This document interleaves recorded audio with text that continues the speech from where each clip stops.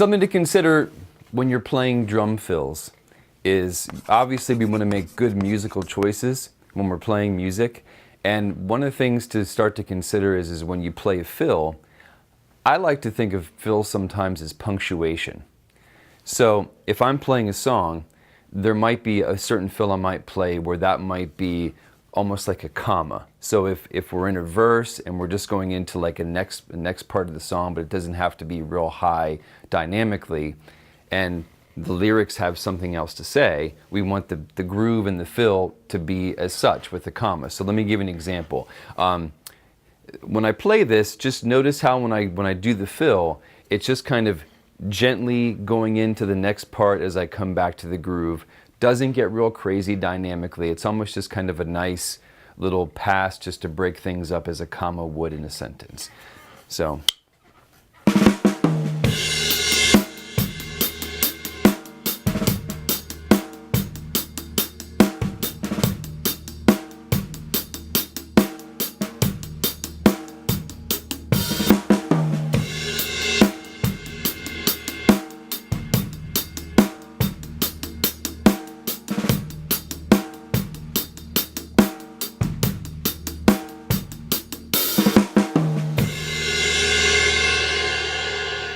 So it was just a nice little thing to kind of break things up, more like a comma would be in a sentence. If we have a song where it's a higher dynamic, let's take Smells Like Teen Spirit by Nirvana, for example. So when that song comes from the verse into that chorus, you need that exclamation point, okay? So you have the main groove.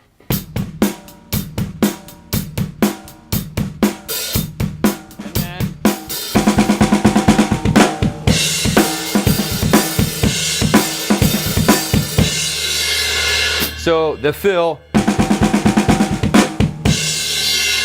that's something you need as an exclamation point. So obviously, if I'm playing a song like that, I don't want to use a comma fill for where an exclamation point needs to be. And I think a lot of times when we think about fills, we think about the part, but not only just the part, but like also how it has to be played too. So you just have to make good musical choices in that. So when you're playing the fills, remember, it's all about how they're placed and what you're trying to say within that body of work. I'm going to give you one more.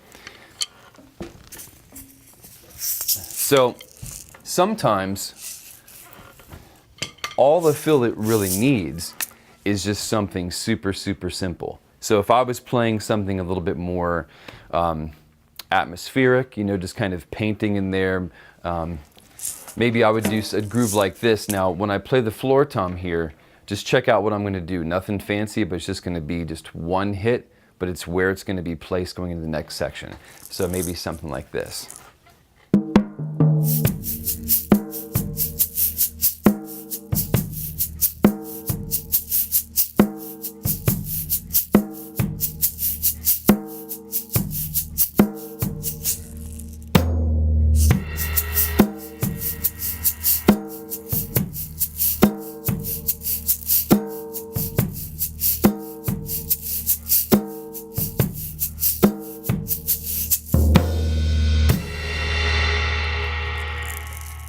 So just that one floor tom hit can be something that speaks in there that just kind of breaks everything up. If we think about somebody like Ringo Starr, I mean, like the one reason why we can air drum a lot of his fills is because, you know, granted they were simple, but it's where they were placed. So just when you're playing fills and considering what to choose, remember how do these sound within the context as punctuation.